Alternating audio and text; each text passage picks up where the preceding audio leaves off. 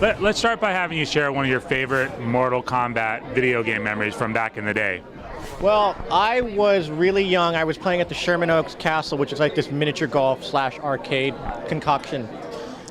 And I remember looking at this line that was like 15 people deep, and it was for this new game called Mortal Kombat. I had no idea what it was. So being a little kid, I ran up to the front, not trying to cut anybody, but I wanted to watch.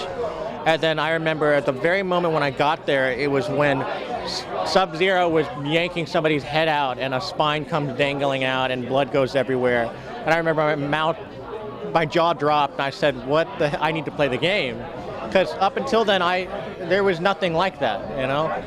So I waited in line, you put your little quarter on the dash and you wait, and I died in about 10 seconds. But then I got back in line, and then I got better. But, Mortal Kombat 2 is where I think I actually got really good at.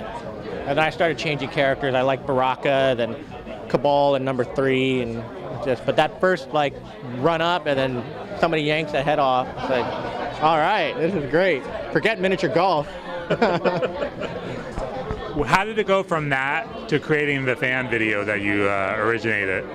Well, I mean, I've always been a very, I'd like to say, nerdy kid who loved Ninja Turtles, Power Rangers, Mortal Kombat, all that stuff. So when I was given the opportunity to say, hey, what thing from your childhood would you want to recreate? I said Mortal Kombat. So I went ahead and just wrote down some ideas and called up my writer buddy, his name's Orrin Azil, and he wrote it in 2 days. And then I called up so many favors and said, hey, I'm making this project that I'm in love with because it's something I've always wanted to do as a kid.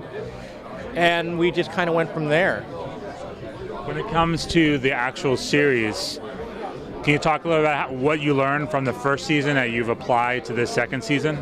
Yeah, well, the first season, as fun as it was to do, it was tonally schizophrenic. I mean, every episode, it was an anthology, so it was meant to be experimental, but every episode was a different genre, essentially. One was action, one was horror, one was anime, and this one I really wanted to do something that felt tonally consistent, and actually push the boundaries a little bit where one might think a Mortal Kombat movie or a Mortal Kombat live action, anything, can't get deep in character and history, and they expect just fights and blood.